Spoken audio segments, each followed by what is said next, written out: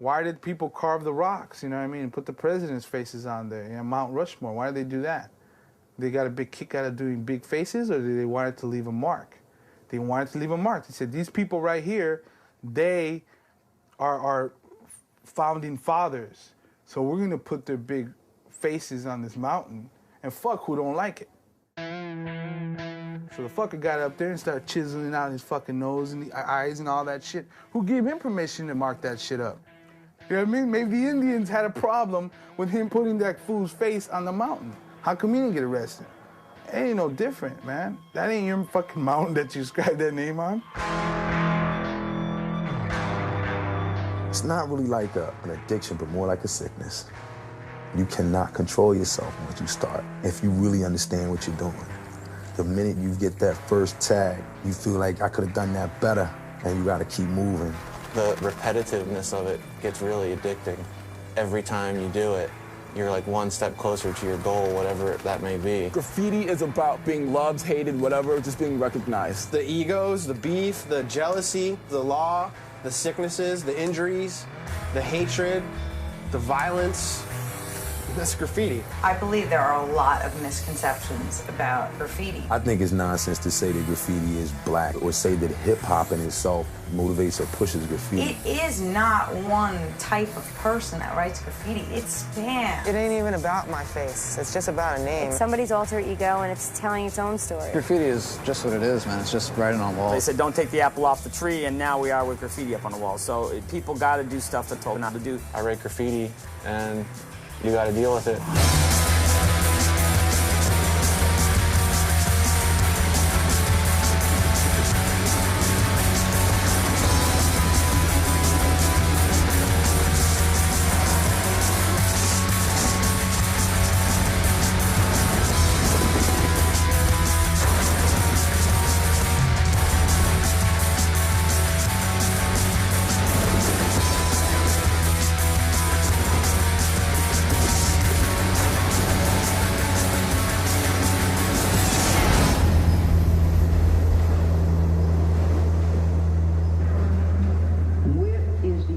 Strategy to get us out of Iraq? That was question number one. Number two is a very simple question. Why did I start doing graffiti?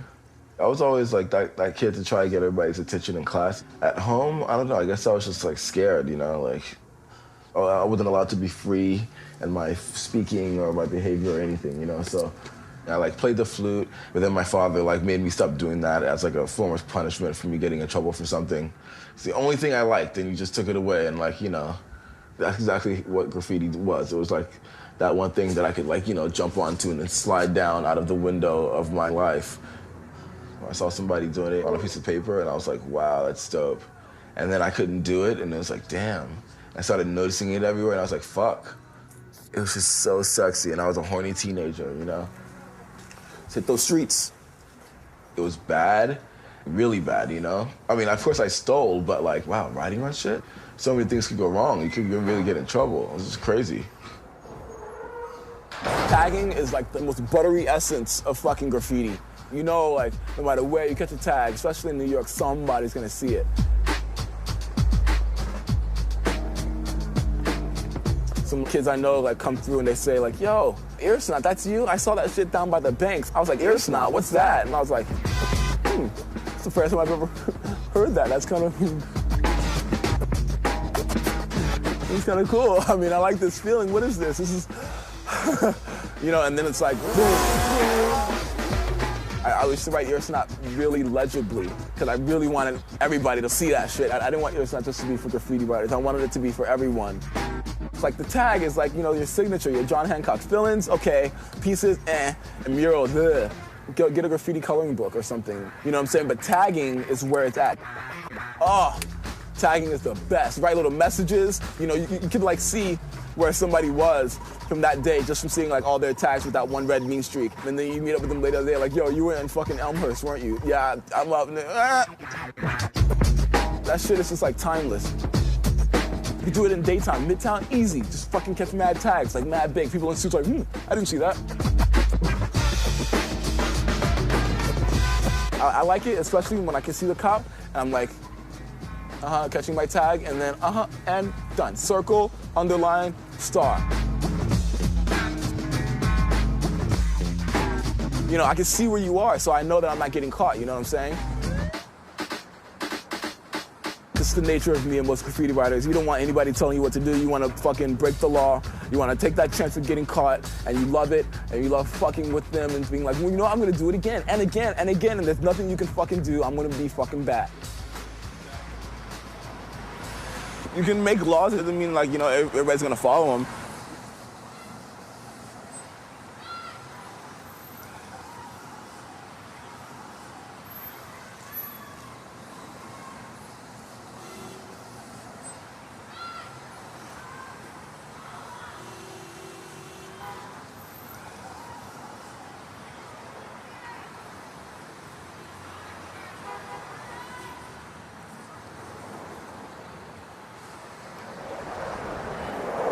You know, some people come up to me when I'm doing a mural and be like, wow, this is beautiful. I like the colors and I like these animals you put on there and incorporate in this whole thing. I just hate that damn tagging shit though.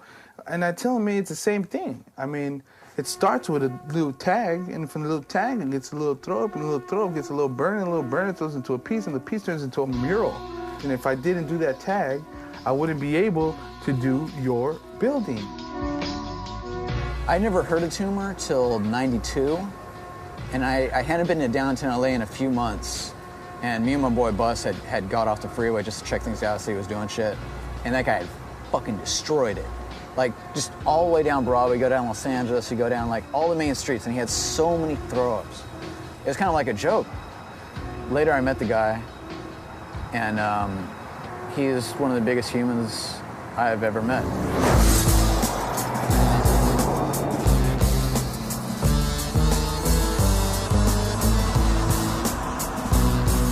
To be a graffiti writer, man, I feel that you have to hold down your fucking name. That's it. Not just write on the wall and be a fucking piecer or paint in your backyard and send it to a magazine. Like, to me, graffiti belonged illegally. That's where it is.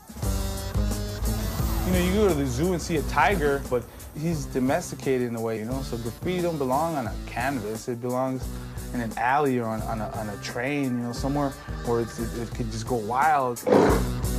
This is my office. LA is the gallery. The streets of New York is the gallery. The streets of Chicago is the gallery. You can go to some places in LA where there's railroad tracks and crazy ass walls. You're gonna see that art for free. You might pay for being in the wrong place.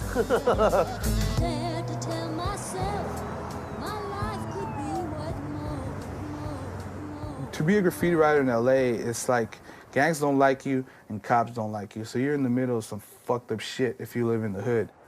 Everybody out here knows how it feels to put your hands on a hot cop hood that's been driving around all day long in the hot sun, and they make you put your hands on there. They know it's hot. My second felony for graffiti.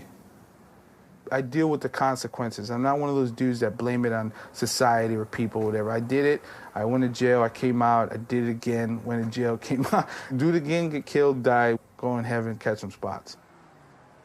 Here's me breaking a piñata. Here's me a little older breaking another piñata. Here's the aftermath of the piñata stuff.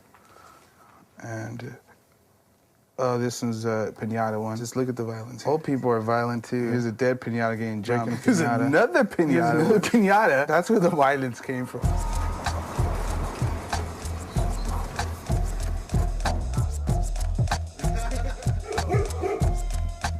I brought this motherfucker up since he was a little ass fool, and he takes care of me and I take care of him.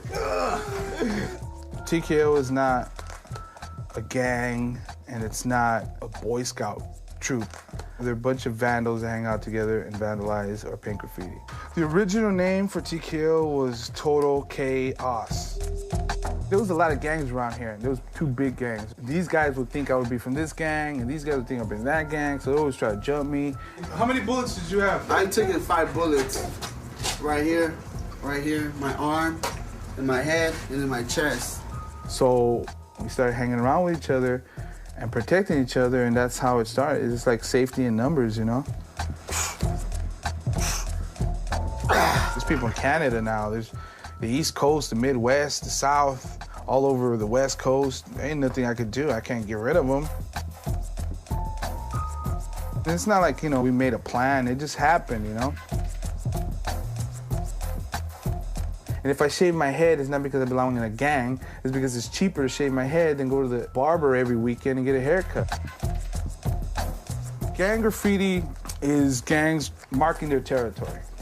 Graffiti is marking your name everywhere to let everybody know, this is me, I was here, fuck off.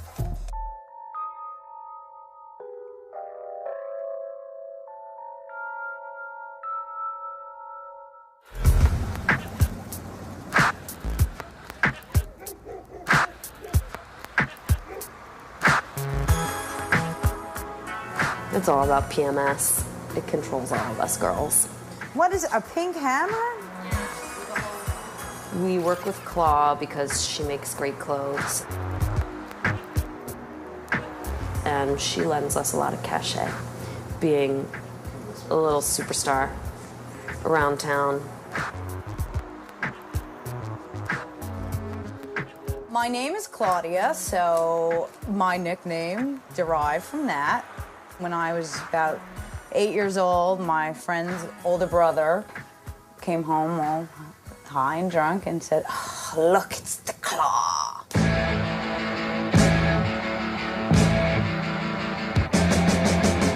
At a time in New York City history where a lot of shit's already been done, trains aren't here anymore, I think people need to do things to stay fresh and interesting, and I thought, like, an icon that represents what her name was, that was pretty exciting. The fact that it's an icon, it creates a mass appeal in a way that even the most legible throw-ups and graph hits don't have. And it's a powerful symbol, and it's very direct. I'm making my stamp, and I want to see it everywhere.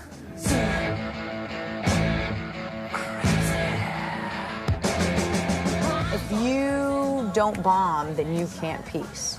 Don't bother.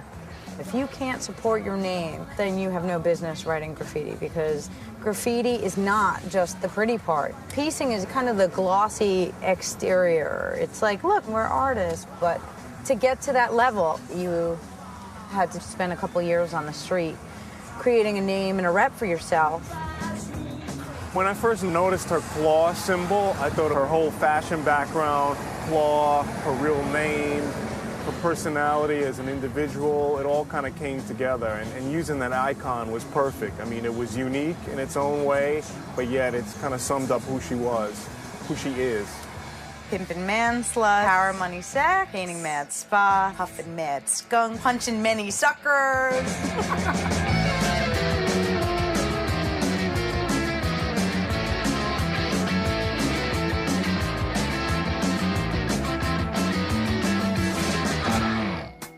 This was in high school. Claudia was basically a good child, but she did certain things that she shouldn't have done in her youth as she got older, especially when she became a teenager. She could have her moments. She could turn on a dime, if you know what I mean. Very rebellious, very rebellious. My other daughter is a physician. I don't think she's made the smartest choices, and I really do think she needs to wise up. If she were to be arrested again, it would be her third violation, and who knows what'll happen at that point. I think that I am a little bit more grounded because, I'm sorry, Bernard, you've got to stop that. She's not somebody who should be in jail. She's getting a little old for that. Claudia, in her art right now, at this moment of her work, she has not let me in on exactly what it is she does. Maybe she's afraid to tell me because she thinks I'll worry even more. It wasn't something that I cared to elaborate on or, you know, even wanted to bother trying. My mom kind of sees things her way. And no, it has nothing to do with that, please. I have not learned to appreciate graffiti art. I don't think my mom really likes graffiti art. I remember her distinct reactions were, why can't you paint a tree or a flower? Why do you always have to write your name? It's so immature. She produced graffiti. She did graffiti. I really kind of never really talked to her about it.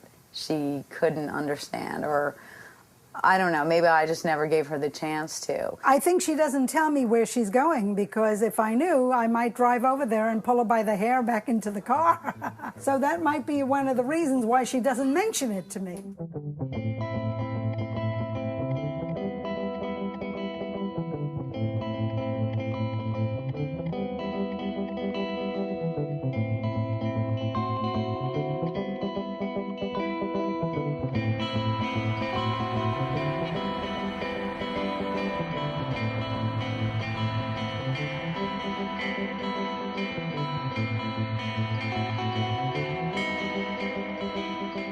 When I was younger and I would come into Manhattan with my friends and we would take the subway, you know, in the early 80s, the heyday of the trains. We're 13, 14 years old coming into Manhattan. You would get on these cars and you would be just so impressed. It was unbelievable to like travel in this like shuttle of art.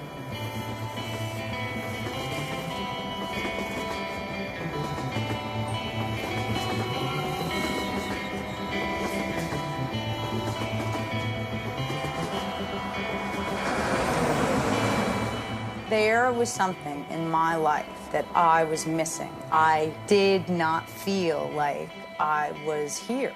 And I really wanted to prove to myself, like, oh, look, I am here. There's my name.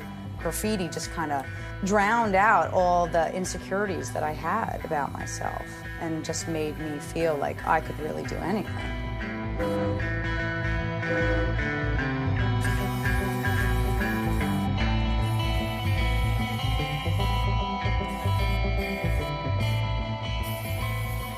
You're walking, there's no one around. It's just this like private little world.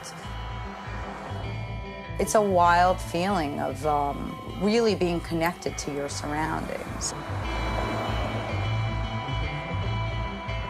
And you can just take a little piece and it's yours.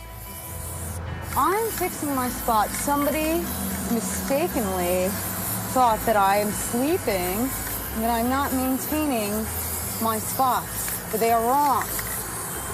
Cannot let this go on. I was raised by train riders, and I have learned, you know, that if somebody else has a spot, you can't take their spot unless it's dissed. Throw up goes over a tag, and peace goes over a throw up. There are so many rules and regulations, it's crazy. Not everybody follows them, but I do, I don't know.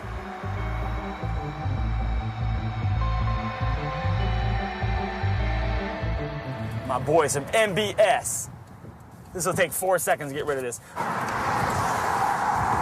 One time I was working on Crenshaw, a sign, all of a sudden I heard a backfire, found a bullet hole in the sign. So somebody apparently had maybe shot at me when I was out there.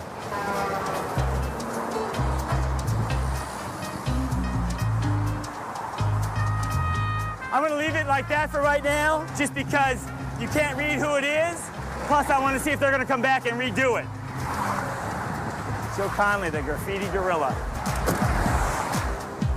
In the 9 years that thing's been up, no one's ever tagged it. You might as well just get out of the graffiti movement and you start doing that. I would go out night and day and paint down every piece of graffiti you have.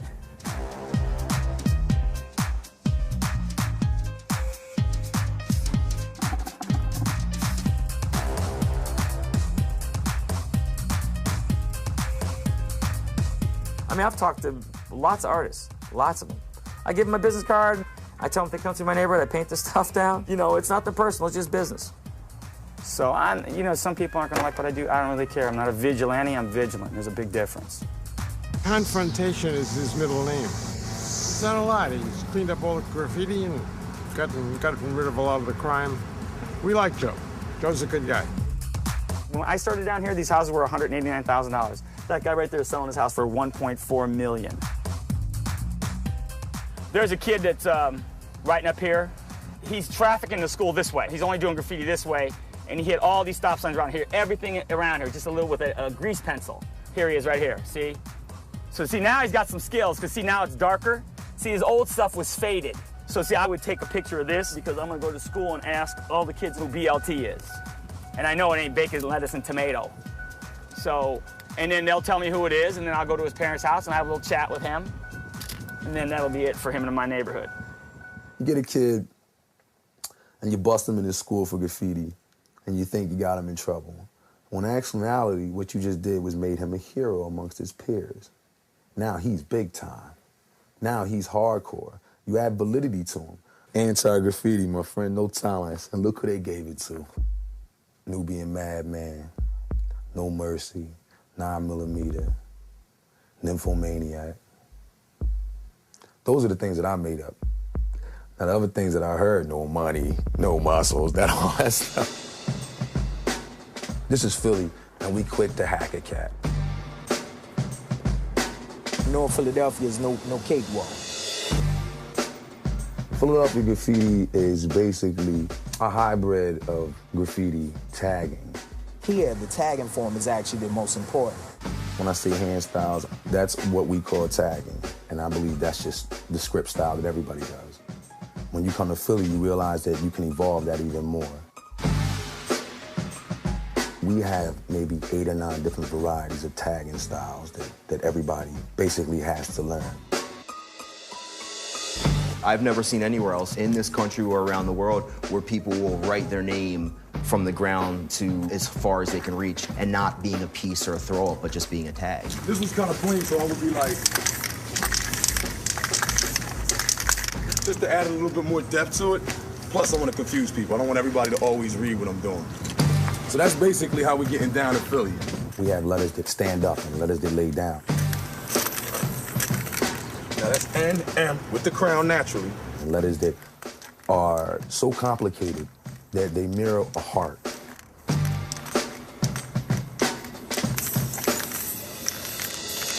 So you can see the center is real tight, but the top is faded, the bottom is faded. And that's, you know, an up and down fade.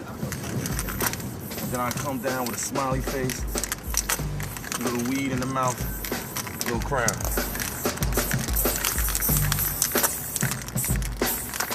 That's my name backwards.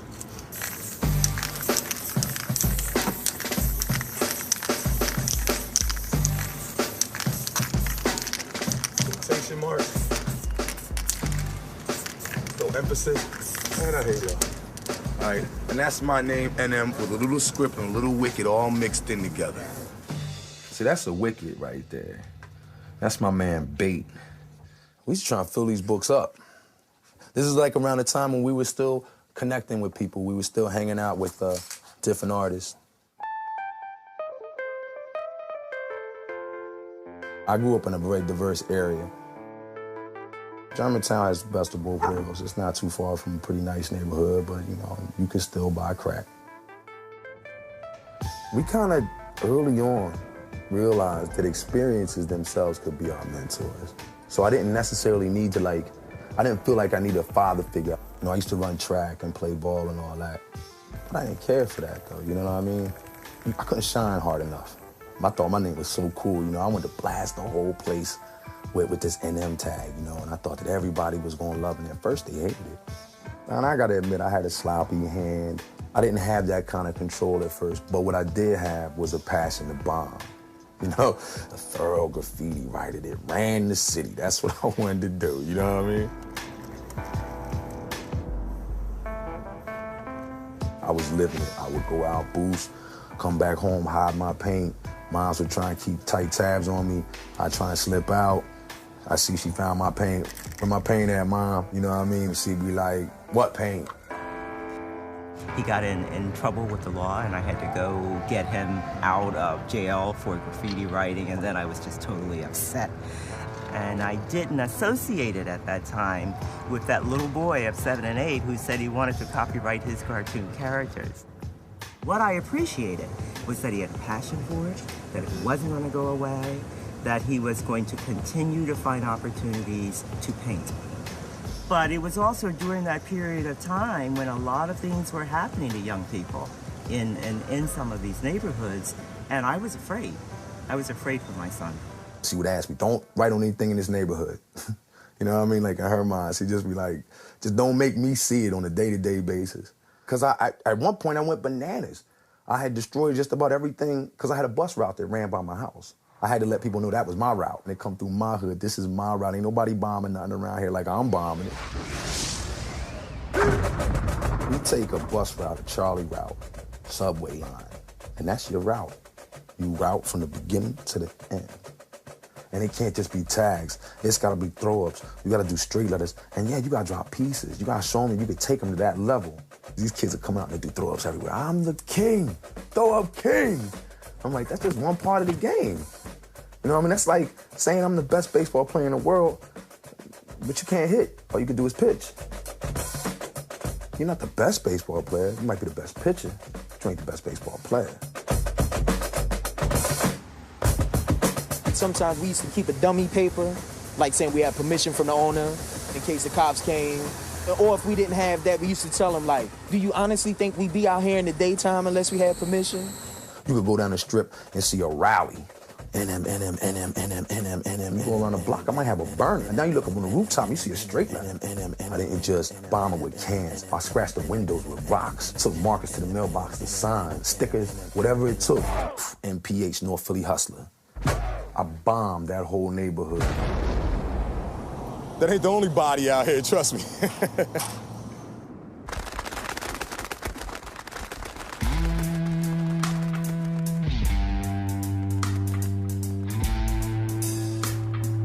I find it amazing how many kids follow the art of Saber and his friends and all the other kids, but to hear the stories that they don't even know who he is. Some kids think he's a little Hispanic kid, and others think he's a black kid. Some kids think he's a short white kid. Some kids think he's, 16, and others think he's old.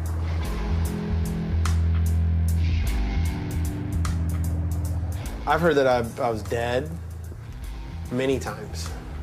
Graffiti is all about gossip. Hi, sweetie. This myth, it follows him, but it's a very two-dimensional character of who he is. He's infamous, if you will. He's got a larger-than-life persona as far as his graffiti accomplishments and his name. Laser blasts and gem spinners. That's Saber's reputation. And he's a pervert.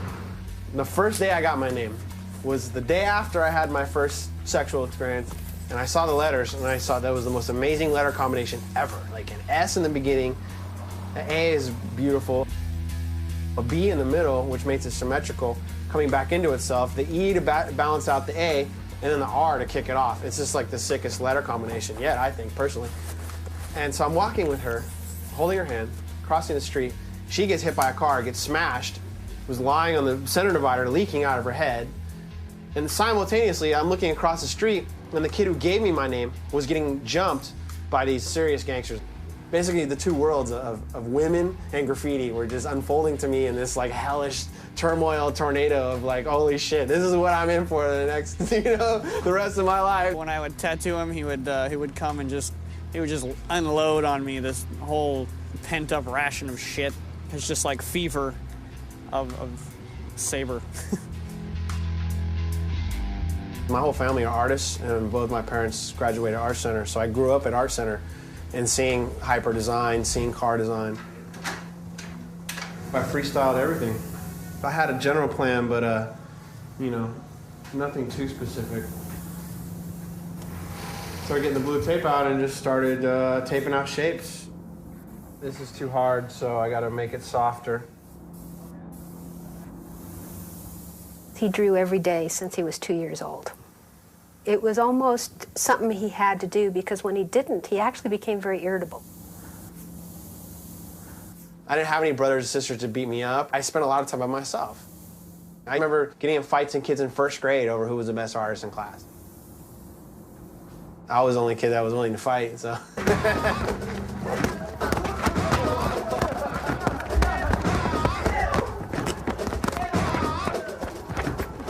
I'll even show you how bad of a toy I was.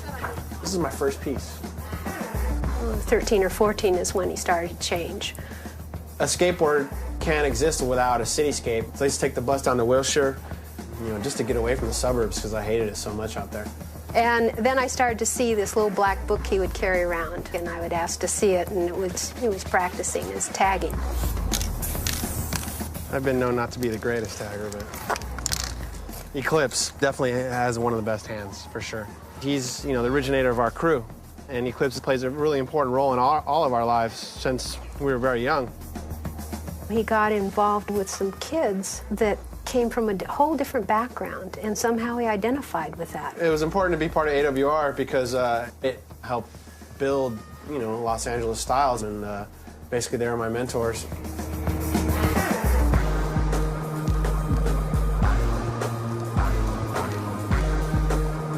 One time I went to drive his car, and it was so bad. How could you get 32,000 miles on a car that's less than a year old? He would take 30 to 40-mile runs several times a night from where we lived in Ventura area, clear to LA, to Orange County and back again. And in his trunk was solid spray cans.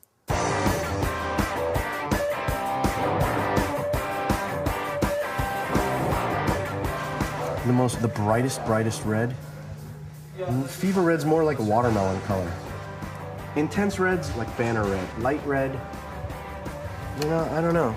This is Montana Paint's distribution warehouse for all of North America. Spray paint specifically for graffiti, aerosol art. I gotta stop saying that.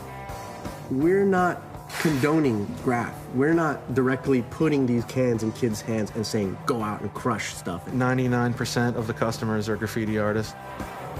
When this paint first started hitting the streets in America, everyone was like, that shit is way too expensive. It's never available in stores where you can shoplift it. Now, the quality of the paint is so high, people have given up shoplifting, or they shoplift other stuff they can sell so they can buy Montana. The pocket cans, you go to clubs and you get patted down, I can always get these things in. And then you take another step further with these little things. Poltergeist, it glows in the dark. This stuff, it's just paint remover. This is a must-have as far as I'm concerned because I've ruined so many jackets and shoes. I definitely think I've been affected by the solvents over the last 20 years of my life. I've actually gone to some doctors about it. I'm like, yeah, I paint graffiti. I've been doing it since I was a teenager. I'm in my 30s, and I've emptied a lot of paint cans, and seriously, a lot of paint. And they're all like, oh, don't worry about it. It's okay. And I'm like, well, I've heard rumors that it like affects like your bladder and like your nervous system and stuff. And they were like, I don't think you could really breathe in that much. And I'm like, no, I don't think you understand. The place is probably half full. There's probably about maybe 40,000 cans of paint in here right now. Knowing that people go through that many caps in like 2 weeks is like, that is a lot of vandalism. Like, holy shit. You guys gotta send us a bunch of pistachio next time. Have I ever felt guilty?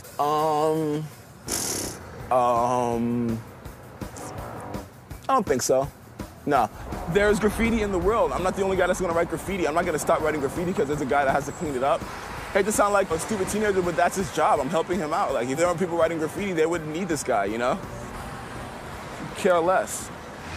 Everybody feels sorry for somebody. I have a job too. People have written graffiti on my store before, and I'm like, okay, you know what? That's okay. You know, like, I can't control that.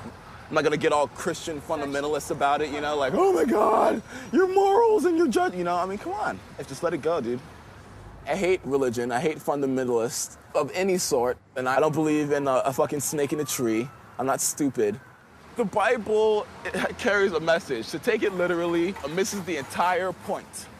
And that same very message can be found without any knowledge of religion at all. Like, people will be good back to you if you're just good to people, like, you know, if you're honest. Like, those are things that people realize, you know, without religion having to tell you and make you feel guilty about shit. That shit is whack.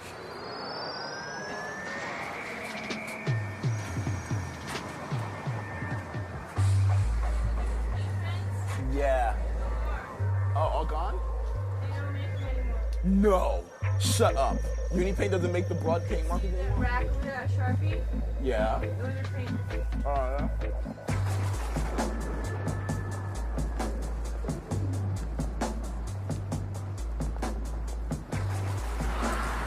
You don't need to be fucking David Copperfield, fucking David Blaine to get a couple of markers out of a store.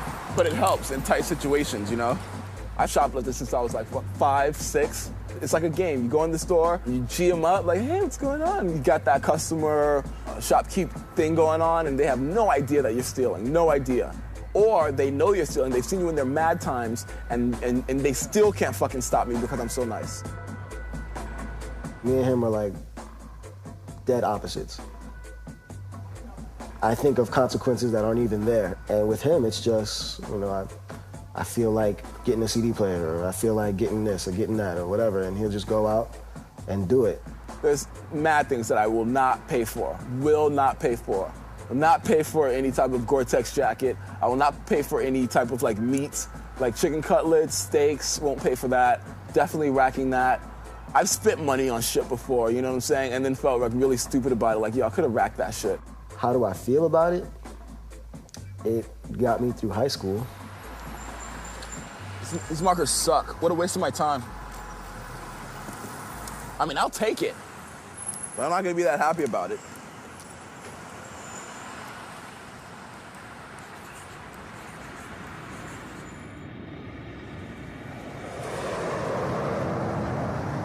The city and county pay $250 million a year, our tax dollars, to people to work with gangs and paint out graffiti. So why is our entire city filled with gangs and graffiti except for where I am? They don't understand proactive and reactive, and that's the problem with the city's program. They wait for someone to call and say, oh, there's some graffiti at the corner of Fairfax and Pico, come paint the graffiti down. They should have somebody calling them. They should already be there. There used to be thousands of pieces of graffiti down here. Everything down here used to be hit up, and now it's basically spotless. They'll let these signs get tagged up all over the city. So this is a Crip gang. Let's say they're doing a project down in another part of the city where there's no Crips, they're all Bloods. The Bloods know who this is. So now the Bloods will think, hey, they came into my area and wrote on my stuff. They'll now come over to our neighborhood and they'll start shooting people up. Those people have a better chance to stay alive without that gang graffiti taunting them every time. The city refuses to clean those signs, refuses. Yet they have the budget to do it. You know, watch, I mean, I not even have to rub this stuff. It'll just melt right off. The city used to hand out stuff that was carcinogenic. The stuff got on my hands and started peeling the skin off my hand. How long were we here? 2 minutes? I just don't understand why this stuff doesn't get done. They would rather leave that stuff up there or use chemicals that are bad for people or eat up the equipment and buy a new piece of equipment because you know why? They got a budget. They got to buy so many tractors in a year. Why don't we just maintain the old equipment? That's what happened with Joe Conley in the city of Los Angeles. Joe figured it out. This is gorgeous. This is beautiful. But see, then as soon as you turn around from this artwork, look at this pile of crap over here on the sign. There's like 14 pieces of graffiti. They etch up the sign. They got all this stuff here. They got this thing here. They got a little bitch tag up there. This is what pisses people off. Why do a piece of artwork and then vandalize something? I don't get it. I don't get it. This wall hasn't been patrolled for a long time, and when you don't patrol your walls, these toys just start fucking around and painting over it. And you run out of this kind of paint, but you're way in the middle of nowhere, you know? So what we do when we run out, there's a little bit left, is you piss inside to make a little bit more. You leave a little bit of yourself in every wall. I want you to put sticks under those posters and have characters holding it, you know? It'll incorporate it to the wall. That's some clever shit. Don't do drugs. It's a T-E-E-K-A-E-O-H. And it's T-K-O. It never looks like this. It's just, you know, a little sketch. And then he's gonna do like a little cartoon character in a boxing ring. Kids like that type of stuff, and the people like it. They appreciate that type of stuff, and they leave the wall up longer, you know? I was 2 years old, and my brother and my cousin were hearing the ice cream truck pass by, and they were like, go get us some ice cream. You know, me like a dumbass goes across the street, grabs the ice cream, comes walking. As soon as I get a little tasty ice cream, a big truck comes. Bang! And since then, I was just always interested in colors and art, you know?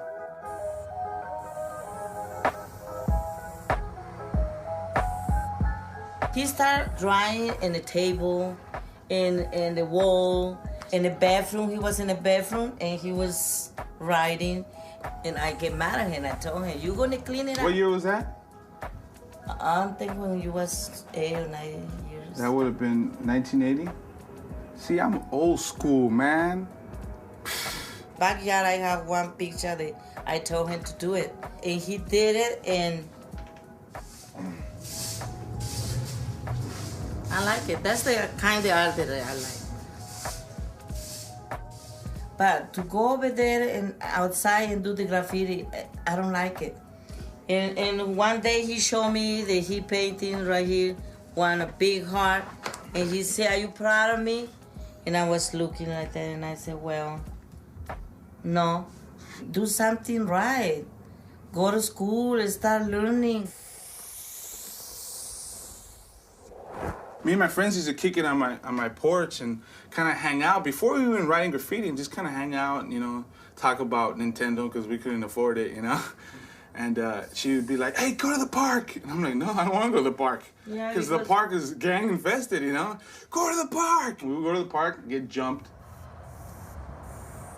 I used to have Prismacolors, so I would put alcohol inside the Prismacolor so it could just be a little bit more paint. And I was in my dad's restroom filling it up. He comes in thinking I'm sniffing it. "You're sniffing paint and all this." I'm like, he fucked me up.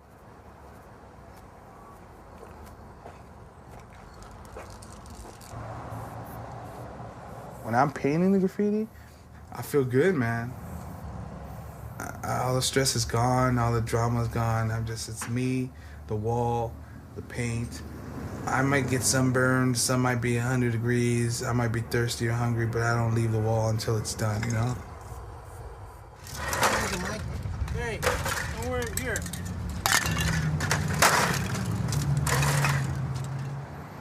I should have added more green stars. Next time. Hopefully tomorrow we could get something bigger cracking. It's gonna say Saber, but it's gonna take me a minute to get to that point. Looks a little messy now, but by the end of the day, it's gonna look real nice. S-A-B-E-R. You know, I mean, there's a lot of math going on. There's a lot of visual math going on, and people don't realize how much math really goes on to do a piece. It's like with our pieces, we like to break them down to as if they're actually in fighting stance. The R leg is cocked a certain way and has parts coming out that'll get you, or when I have certain center points to a piece, I'll guard them with little, like, spike connector laser things or whatever you want to call them. I remember even being young before Saber was super big, people kind of being attracted to his stuff because he was young and he was doing really technical pieces and he was very productive. And, you know, he hit good spots. He wasn't that guy just walking down the street, just tagging on everything. He was the person that would take the spot and make the most of it. Saber's known for just going all out. He's known for doing things that, like, people talk about doing, but nobody ever really has the ambition or the drive to really try to go out and produce and accomplish. As far as the West Coast is concerned, he's produced like probably, you know, 4 or 5 of the like 10 most monumental pieces of works of graffiti. Things like the bridge on the 5 for GK, you know, that MSK billboard right there by the Capitol Records building in Hollywood. You know, those things were just like colossal. So it took me and Zess about 3 nights, and it's actually about 3 stories tall. And the funny thing was, when I finished it, I get a phone call from GK, early as hell. "Your S looks like shit. You need to go back up there and fix it." And I was like, ah! So I went back in the day and fixed the S, and then I figured out finally it's done.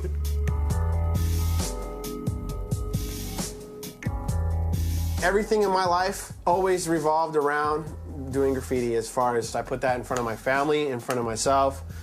You know, I've put my parents through hell for this.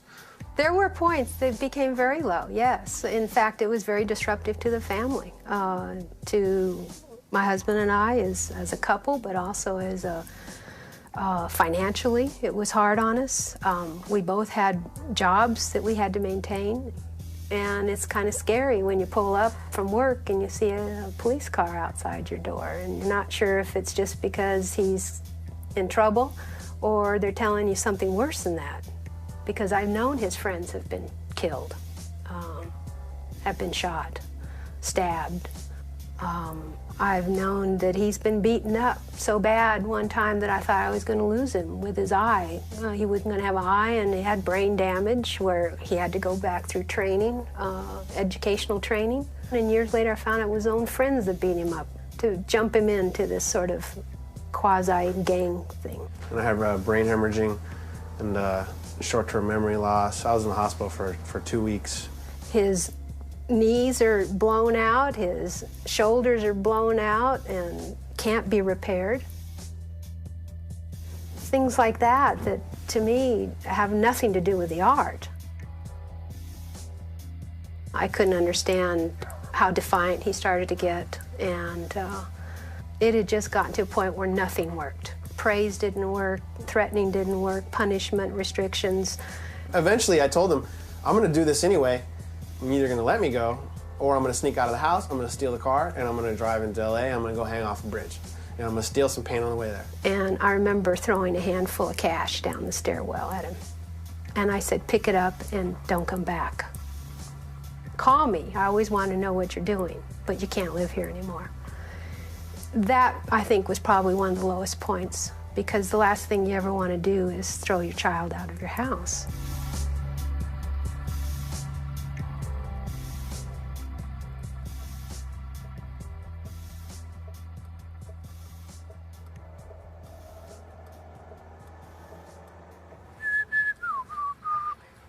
Somebody caught a tag inside my E and like went all over my whole shit. Like, oh, there's this guy right here, expert. He's got a tag in his doorway. Yeah, I want it to be clear that, you know, I fucking went over you. You know, like.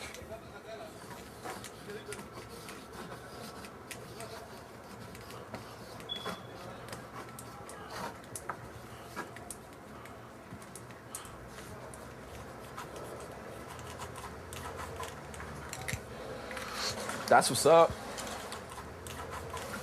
Oh. Okay.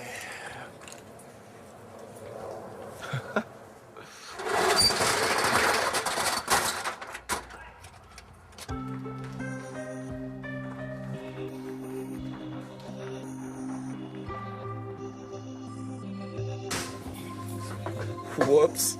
This never happens. I'm way smoother than this. Ow. My father wasn't very good at paying bills. He never had a job, per se, but he would somehow bring money in, which a lot of it went to drugs. Like on one of his birthdays, you know, one of the rare happy times of the year and shit, I asked him how old he was, and he's like slaps me mad hard. What the fuck just happened? You know what I mean? I was like, he said something about it being disrespectful, like to be asking like your old age how old they are. There was very little affection in our house growing up. You know, we were raised by television. That's pretty much where we got our sense of family from. Yo, Curls, what's up? We got those 4s in, those gray 4s, gray and black, they're hot. So it was hard, but we just found ways to occupy our time. I was in the bathroom of some hotel room in Jersey with like dishes in the sink. Literally just finished eating. And my parents were yelling like put downs and shit at me. Like I wish I knew exactly what it was that they were yelling at me about. It was so stupid and frivolous. They were just taking out their frustrations on me, and I just wasn't man enough for it. I couldn't take it anymore. It was just like they've been doing it my whole life, and I was sitting there and I'm like, dude, tomorrow I'm not coming back from school. I'm just like out. There's a lot of care and tenderness that goes into handling sneakers. And I was just like, I'm gone. And I didn't come back.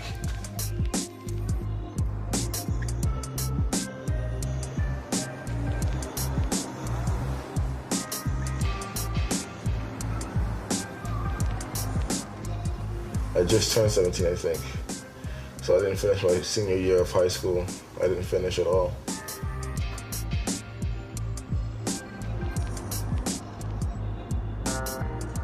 I like skateboarded with my friends all day, and then like at the end of the night, just like I just fucking go on the train. It was all good, and just rack everything I needed because it was just sweet like that for me to reels.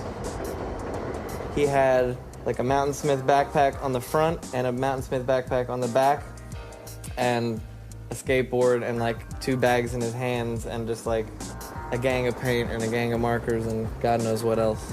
Oh, like all my shit, you know, like I had my shit in my big ass bag. Fucking, I was just like my ill pillow, and I'll just like sit, and I'm on point too, you know, I'm not like fucking Daryl sleep.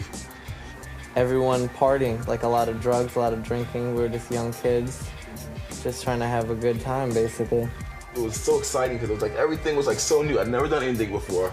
You know, spend a week in jail, be like, wow, the whole time, like, what's gonna happen next? Like, it's you know, I had mad fun. Toughened me up. All that stuff that he held inside just exploded out, and it was really a shock. I met my first, or just my only like boyfriend, Paul, And like, you know, I moved in with him in the Bronx. Total, like, domesticated, you know. I didn't know how to function in, like, you know, regular lifestyle. Like, you know, that was good. Homophobia in the real world is hard enough. Imagine what it's like in the graffiti world. You know, the fact that, you know, as a black man, he's standing strong as a writer and proud of who he is and his sexuality, I think is fucking amazing. People are like, oh, he's not even hiding it? Oh. I'm here to break stereotypes. That's why I like people know that I'm gay and shit and like fucking, you know, and man, I'll fuck you up as a gay person, you know what I mean? And I'll write graffiti on your face and shit. And I'll beat you in a fucking game of Jeopardy. And I'll fucking like, you know, run you in some 100-meter dash. And fucking, here comes the helicopter, so we're gonna chill.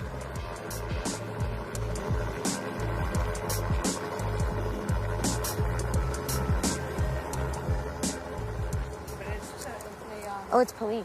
Is it? Yeah. It's not police, that's security or something. All right, well, I saw a little light. Miss 17 and I paint illegal graffiti in very high traffic areas where it gets a lot of attention. I like to call them jock spots.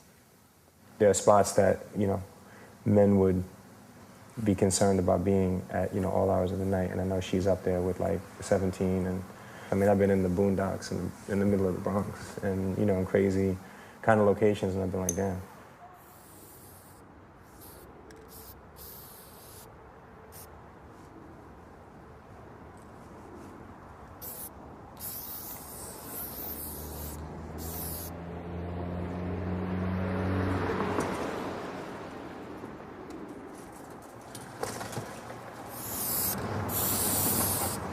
Chill, chill.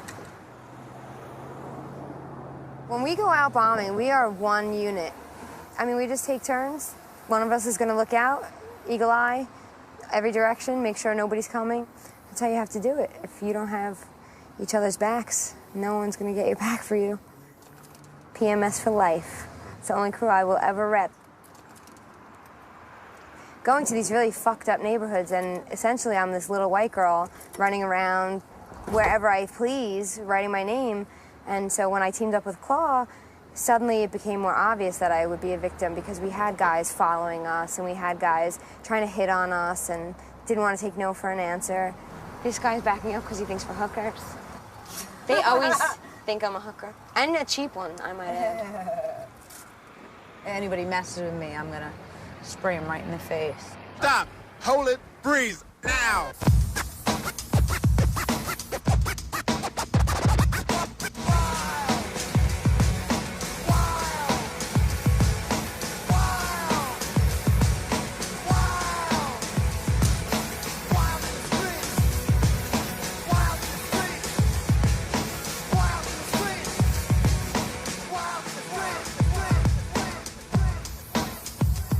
Girl, I like your bubbles. When we come out, if we just catch tags on the little bridge that's alongside of here, that shit'll be hot, because it's very... Yeah. A lot of out-of-towners are coming and bombing right up here in the little industrial zone and then leaving. I'm Wall City, I hit the Bronx. All right, let's go. What else should we do? We could do that shit on the Bruckner's, but right close to here. Yeah, that'd be great. Do we have to climb a fence to get in there? No.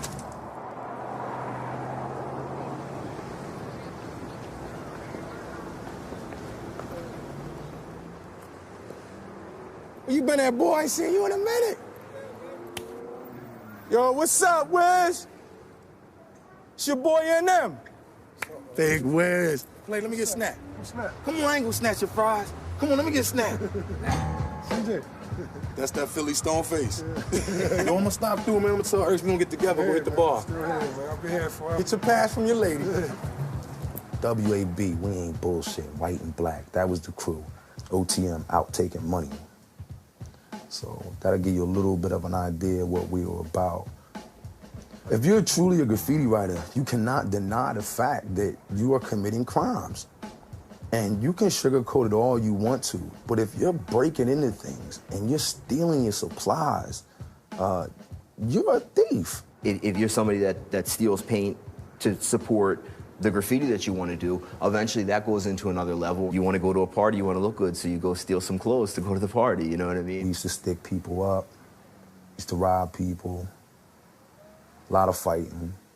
I must have got locked up 6 or 7 times in one summer. And, you know, I don't know how I beat every case. I know my mom was upset because she felt like I wasn't learning a lesson here, you know what I mean? You get locked up and you go in there and you beat the case and then you walk out with that smug look on your face and she's like, wow, this is never gonna end. But my mother, you know, as supportive as she was trying to be, she was still just my mother, you know what I mean? I didn't have a father figure, so I found all that, like a lot of you finds it, in the street, you know? I just didn't happen to find a gang. I found it within myself, but it was still in the street, you know?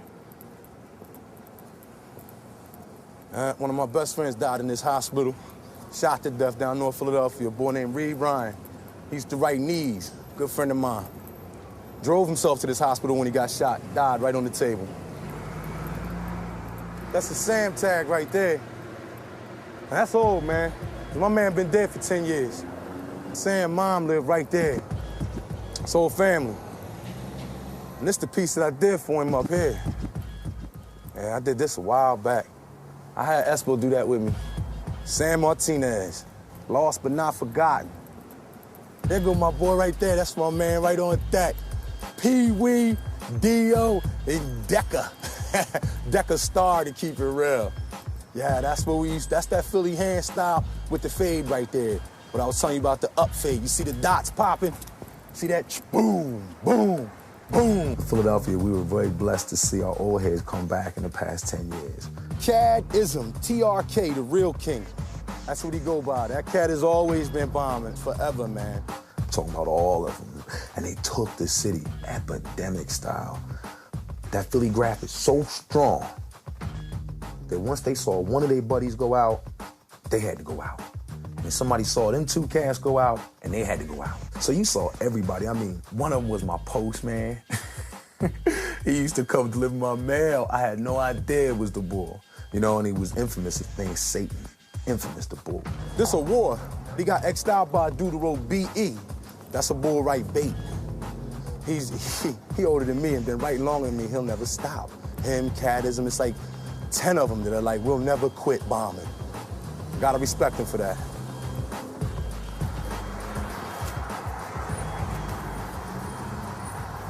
This dude's got 2 hip replacements. He had 1 hip replacement, he was out a week later walking around. This guy's just glutton, he's an animal. Well, I'm afraid of heights, but if I'm not willing to go where the kids are going, then they know I'm full of shit. Once I get rid of them on the street, they graduated to the billboards, so I had to figure a way to get up on top of billboards. And then once they figured out I could go up where they could go as high as they wanted to go, they stopped going up there. Because then there was no point. And then they realized they couldn't beat me. Plus, I was older than they were, I was slower than they were, there was more of them. And they, you know, so what's the point? If you know you're just gonna waste your spray paint coming in some guy's area, just find a different area. I mean, I can't stop them from doing graffiti all over the city, but I will stop them if they come in here. Nod is not. With a name like that, he ought to be not.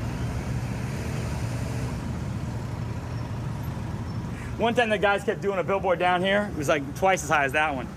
So when I was done painting, I put a memo up there to him. Next fucker up gets thrown off. Amazingly enough, they didn't do that billboard anymore. You gotta be a little crazy, I think. Otherwise, people don't take you serious. All my bitches. When I control a tag crew, I put that on top of it, so then they kind of know that they have to stay out. It's like a joke. Man, if they let me run this city, I'm telling you, this place would be running. And all I want is a percentage of what I save. Motherfucker, I'm retiring.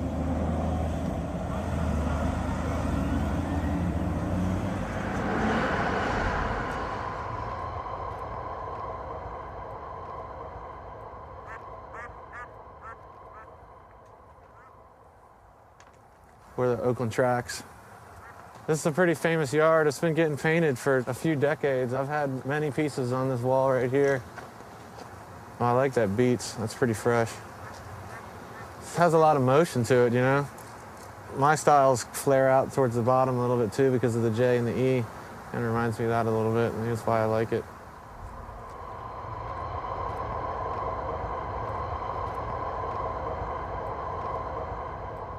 We're benching That's an old term from New York City, from sitting in the subway stations, sitting on the bench waiting for subway cars to go by and look at the pieces. I know that people absolutely love trains and they're really romantic about it, but I mean, I love them too. I just happen to love writing on them, and I love seeing them with graffiti on them. The motion of it is a powerful thing. That tag I did in probably Baltimore and DC like 8 years ago. Man, it's come a long way. I grew up in Baltimore, like right on the edge of the city, suburbs. Right after my parents got married, my dad got drafted to go to Vietnam. He was a helicopter pilot, and their helicopter was shot up, and there wasn't one bolt found, a couple parts to machine guns, and they found my dad's gold wedding ring. I think it's made me bitter at times. It's made me a little bit uncaring of other people's losses in a way. I hate to say that, but it's just automatic, you know? I think about it a lot when I'm painting, you know, especially when I'm bombing. I'm proud of my dad, though. There's no doubt about that. I remember drawing the lettering from the Suicidal Tendencies first album on my bedroom wall, and, you know, to a parent, when they see Suicidal Tendencies written on their kid's wall, I don't think that went over too big. I think I wrote Graffiti Strikes, and then I changed it to Master, but I stopped writing that because people were writing Bader after my tag, and that wasn't really what I was going for. I think it's just more natural to write your name than to make up something, you know? At that point, I was getting into so much trouble other than graffiti, like, you know, breaking in businesses and stealing safes and doing smash and grabs and like just stealing cars like it was graffiti, like, oh, I can get the baddest car tonight, you know? Graffiti saved me from that shit. I started like learning that, man, my friends that I do this other shit with, they're scumbags. I don't want nothing to do with them. I want to hang out with these writers. You know, they're like far more interesting, honorable people. Jason was the first person to ever take me racking. It was like a good trade-off, I guess. Like, I was the first person to take him to do freights.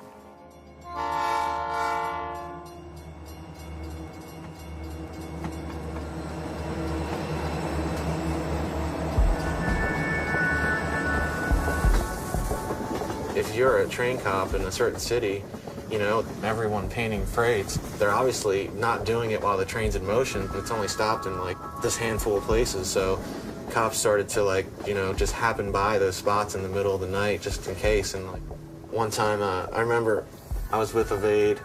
I just did the outline of a J, and I hear a cop car like just mobbing down the tracks at us. They stopped the car and like, freeze, put your hands up. Fuck that. I jumped up on this fence. And the whole top of the fence just snapped and off. this dog jumped on Evade. Just climbs up on top of the shed. And jumped on this garage. Just launches over. Like my foot fell through the roof. Boom, gets up, runs again. Bam. Like tons of noise. Fucked up these people's roofs. We're hiding behind a car in a driveway. Someone came up to their door. Hey, what the fuck are you doing with my car?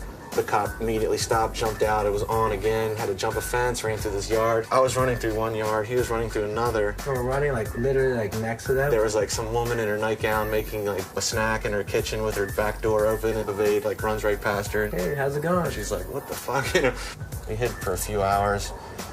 In case something like this happened, I'd take my hair down. I'd just look like a totally different person because the hair is like down to here. I walked back to the car, went and picked up Evade. It's a full moon, and I see the silhouette of a long-haired Jace. Dude, come on.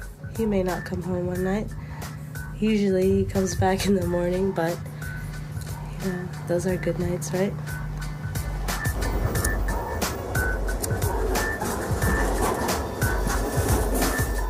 So a lot of people go and they paint freights, and they'll do, like, a piece in, like, a couple of tags, and then that's it.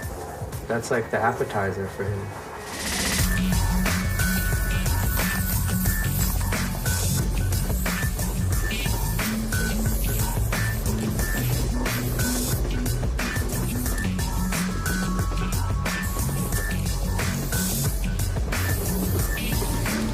I don't want to say it's revenge, because I'm not mad at the trains, but it's just letting off a lot of steam.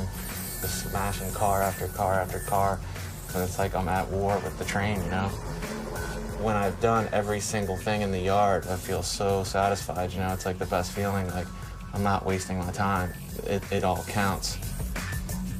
You can't be at a train crossing without seeing a line go by without at least a couple of throw-ups from him. 9 times out of 10, you're gonna see at least a JE like hollow up there. And people would like bet money on seeing a Jace throw up on, you know, at least one of those cars that every line that goes by. If you're gonna think about freights, you think about Chase. You can't have every train. It's physically not possible. But you can have like one car on every train, or you can have one thing at every place where they keep trains. I want to be up in this whole country, not just one city or 2 cities at the same time. It's pretty rare now if I see a train go by, I don't gotta throw up on it, but it does happen. There's other people that can do it. No one's done it, and it's gonna take you a long fucking time, I know that. 100 cars a night, 300, 400, maybe 500 cars a week. And I did it for 5 years, 6 years, 7 years, 8 years, 9 years, 10 years.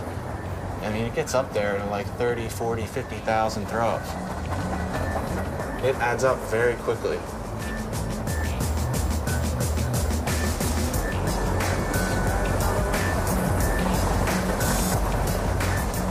My graffiti's seen more of this country than I ever will. It's seen everything, you know? And it kind of takes on a life of its own when you think about that. I had 3 cars on that train that just went by.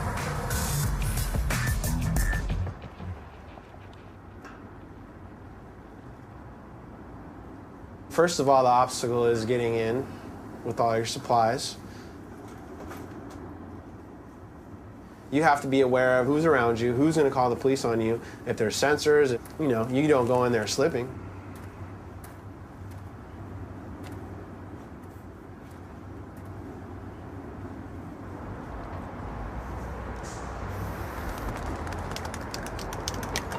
And then, you know, you begin your project. And the beauty is you're the only one in the entire world at that moment that's in that position.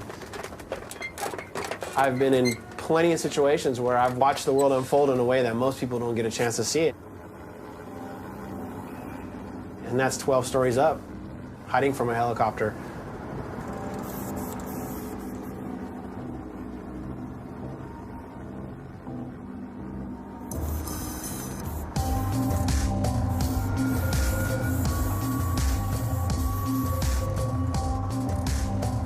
When you're that high up and you're that visible and you're doing something so big, they pretty much can see you from a mile away, possibly. So there's a person in there looking, and he has infrared if he wants it. Oh, holy shit, your heart's pounding, and that voice inside of you that tells you not to do it, the guilt and the fear that's inside of you, your stomach turns into knots. It scares the shit out of me. I'm constantly like paranoid and in fear of my own life. Those times, you know, on that 6-inch ledge where I just slipped, and it's like I've been there too many times. But if you don't do it, you don't succeed, and someone else got the spot, someone else got the fame.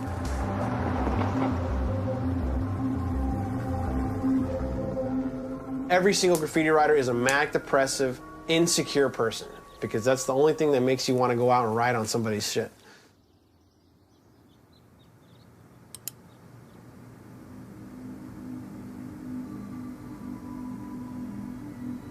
You know, Satan's, to me, his anger stems from his separation anxiety from God, and this is what this painting's called, separation anxiety. At this moment, I got him at his weakness for the love of God. I'm not trying to be goth, I'm not trying to be satanic. These things just come out of me, and I just paint them. Another Satan, but I think I need to paint another angel now to balance it out. Sometimes my imagination just kind of goes away with me. My dreams haunt me relentlessly. Terrible, terrible nightmares. I will wake up in this kitchen, you know, freaking the fuck out, or moving paintings in my sleep, or these weird spider dreams that are just ruthless. And, you know, I actually made a little spider and put it next to my bed so that it kind of is like my little spider protector and things. Graffiti flourishes where it's the worst, in the darkest places. You see things that you're not supposed to see. I mean, the amount of homeless sex that I've seen on the street is ridiculous. You're painting. What are you gonna do? Leave because this idiot's gonna go fuck right next to you and smoke crack and shit? No, you're gonna keep painting, so you paint, you know? I've seen dudes coughing up tuberculosis, coughing up lung matter as he's walking along to go die in a fucking piss corner somewhere. There's plenty of dilapidated people out there that need somebody to pray for them. I mean, you know. On the other hand, people are in that position maybe because they deserve it or maybe because they made the wrong choices. Life is a dark fucking place. It's beautiful in the same token. A lot does grow in the dark.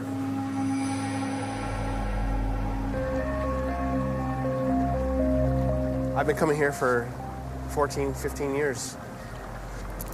But I actually fell in the river one time. I got caught in the currents. I had to get a hepatitis shot the next day.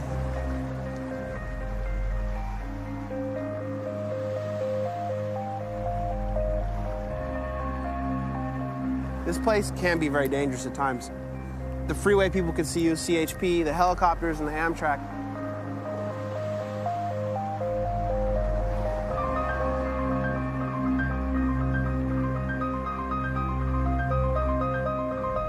It's a strange place. It's just kind of like some no man's land. A lot of texture, I guess.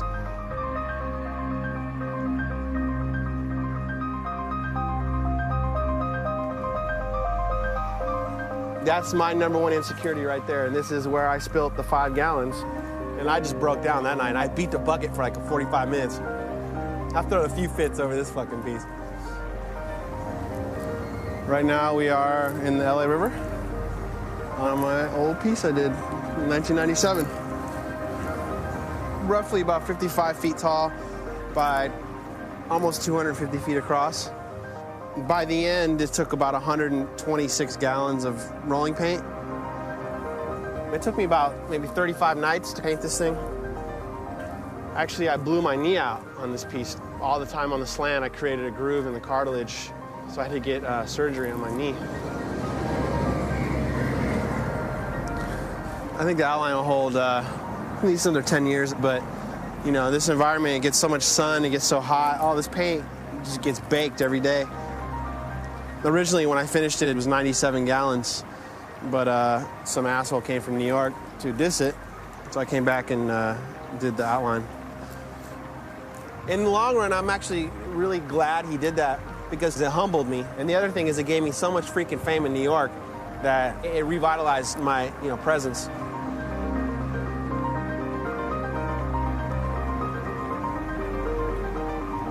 I wish it looked like it did the day I finished it, but I guess it's a blessing that it's still even here at this point,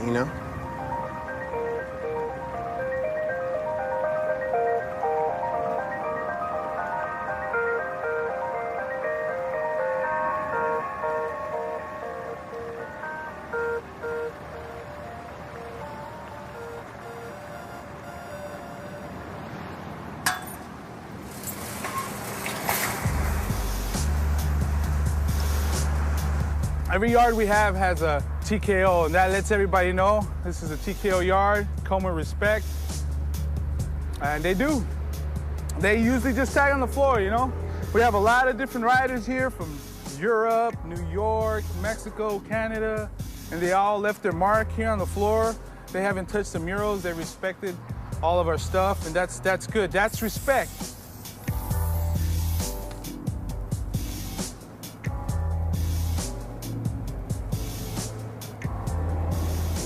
That's my homeboy over. He was a young kid, 21. Earlier this year, he was murdered while we were helping Tribe move her stuff. They fired one shot to the chest. And I was trying to hold his chest in because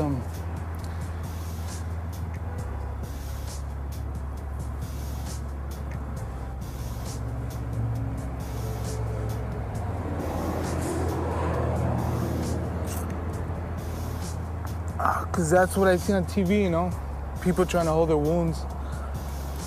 So, wow, his blood was coming out of his mouth and nose and shit. And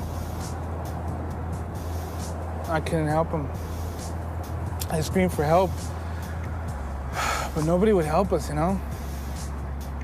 They just seen us as gang members or whatever, so why help gang members, right?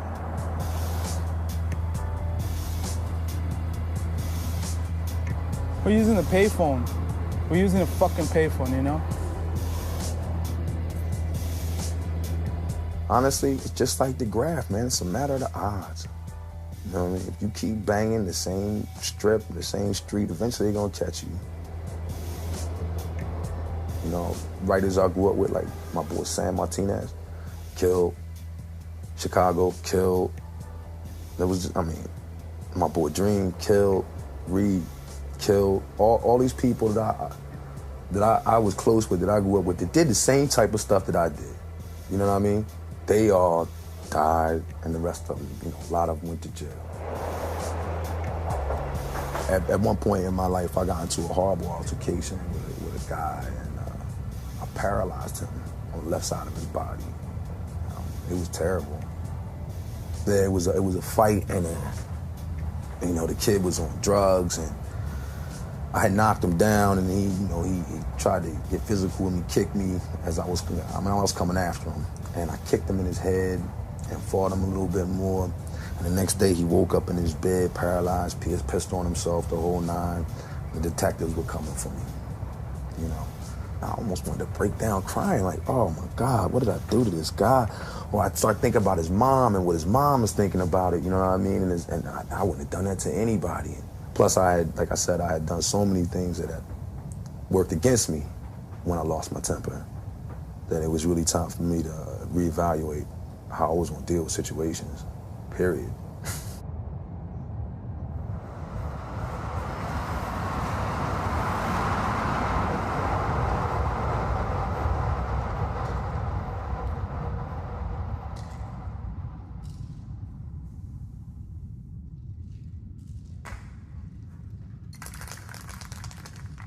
We're in the DuBose Tunnel in San Francisco. I'm only going over spots that are dissed and bullshit. Oh, it's too damn dusty.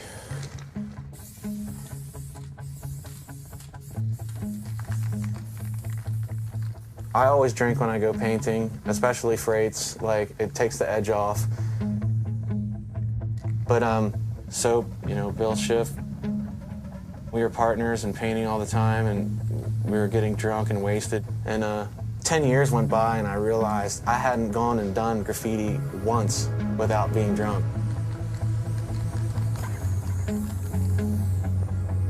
You know, and I pissed off a lot of friends, pissed off my girlfriend, and I'd passed out in yards before. Soap eventually took it too far, and he died, you know? And I think about him all the time.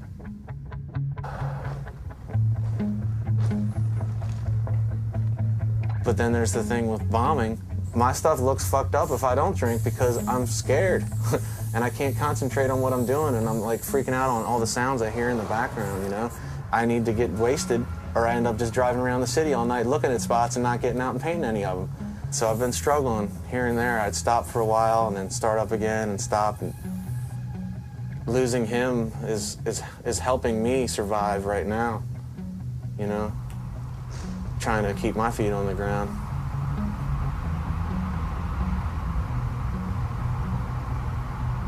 I don't know, you may see me stumbling.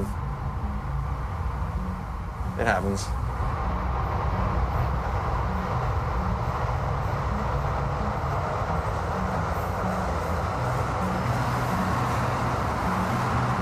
I have a bad temper, I guess. I'm comfortable being angry. It's roots from when I was like being a kid and had no control over shit, you know?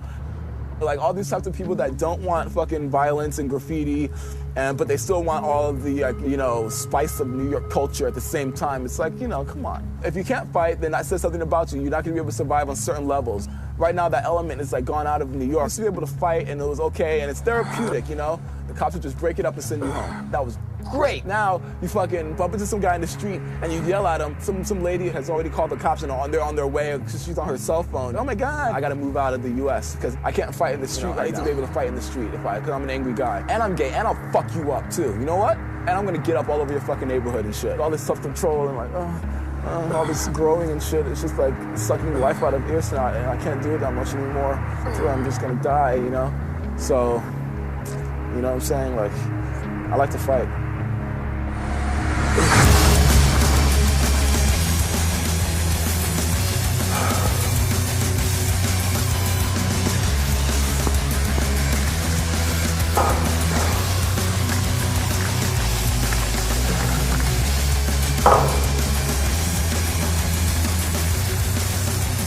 You know, like, you think in your head, like, yeah, I got a bunch of fucking soldiers and they're gonna go out and do all kinds of shit. But then something happens to them and you're just fucked. You're fucked in your head because you just totally fucked this kid's life up. This kid just went out and did some stupid shit and you're gonna fucking burn in hell for it because you fucking put that shit in his head. Ty was climbing up these stairs, so he did his throw up.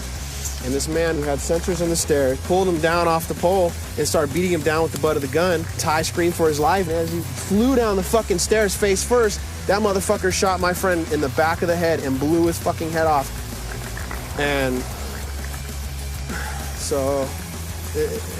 Their wives and girlfriends and mothers look at me like, you motherfucker, you're the reason why my son, my boyfriend, my husband is going out and fucking up in the streets because they want to be in TKO. His parents didn't know anything about him. His parents didn't know the legacy that he left behind, that it even mattered, you know what I'm saying? They didn't know anything about their own son. If it was for me, then I'm ready to die and I don't really give a fuck.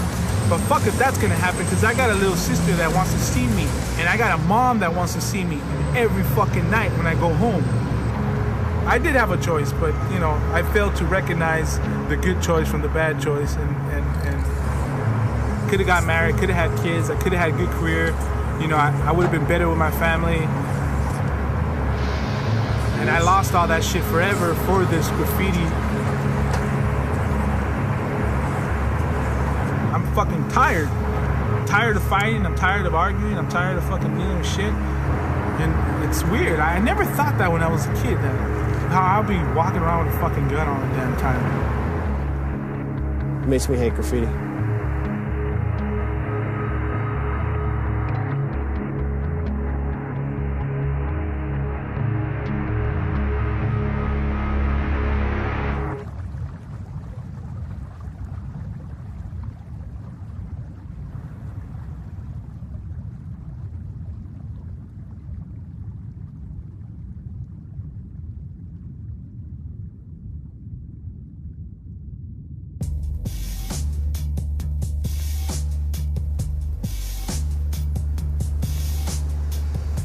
They all got bad luck stories. Maybe that's part of the attraction of it. I don't know. I personally, I'm tired of going to funerals. I'm tired of giving eulogies. I'm tired of that. I just have like a lot of love for people that want to get out and express themselves.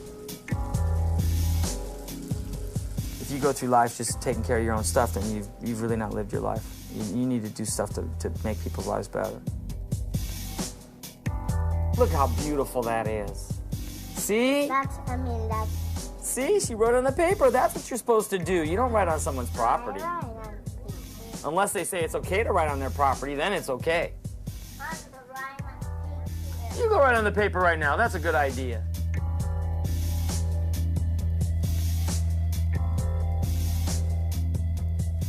I can control the destiny of these paintings a lot easier than I can my graffiti. And I'm tired of getting buffed. I'm tired of getting dissed, you know? You pretty much got to count on everything that you've ever done will get dissed, buffed, or fade away. There's over. He touched that surface, you know, he's gone. What sucks is that that's it for that kid right there. That's all he has left in this world.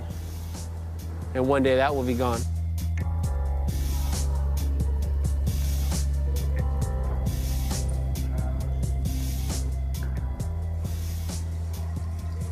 So now we are in the LA River. It smells a lot nicer in here, though.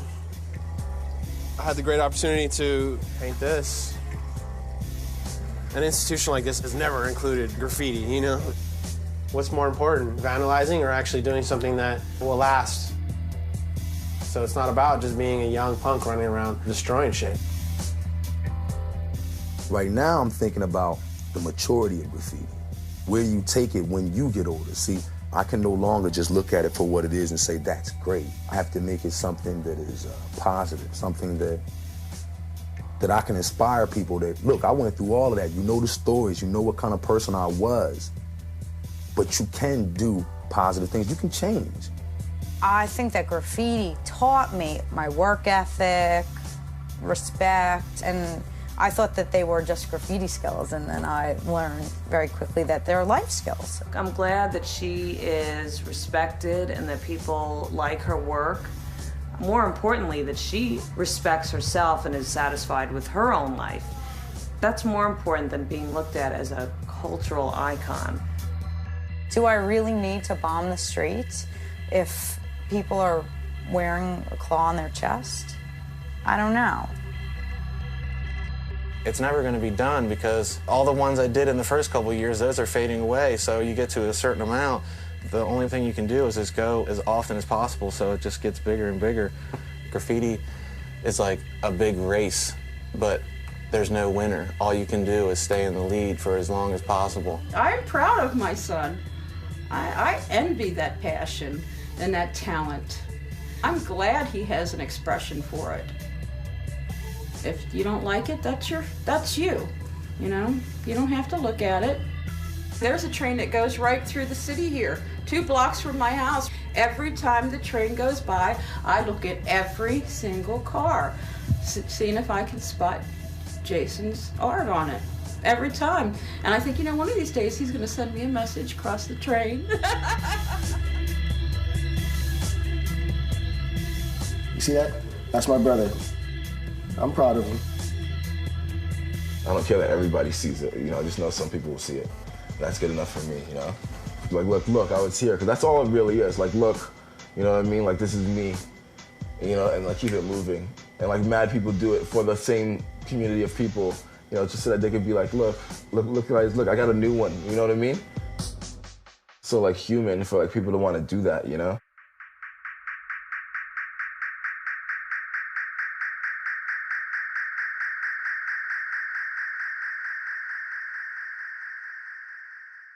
It's over. You know what I mean? Well, I mean, here in the United States, it's over, but the rest of you motherfuckers around the planet.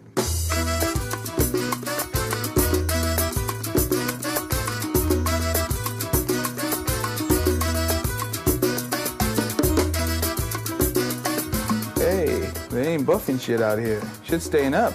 It's time to move. It's not even like I'm gonna like stop forever. I just have to maybe stop for now or for, nah, fuck that. I'm not gonna stop. See, I should just say what it was. The older writers came back because they had a midlife crisis. They got a little bit older. They see the young bucks coming out. They like, I used to do that and I was better. So they got to go back and do it. And I think that's what's going to happen to me at some point. Then I'm going to go through a midlife crisis, but we won't call it that. We're going to call it a comeback. You'll see me out there. Believe that shit.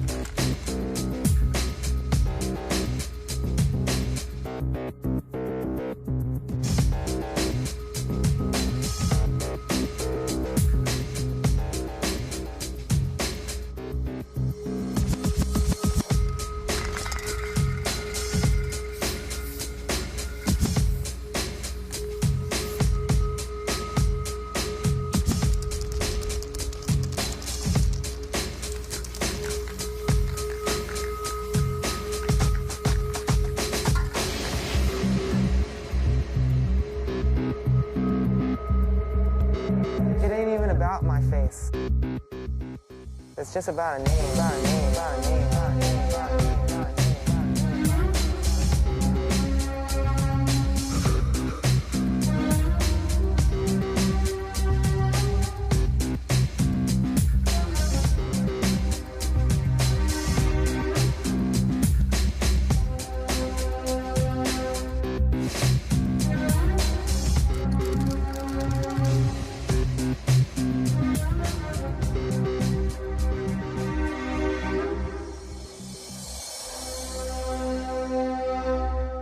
You want to date penguins, man, knock yourself out. I'm all for it. Doesn't bother me. You want to come into my bed with that penguin, now we have to sit down and talk.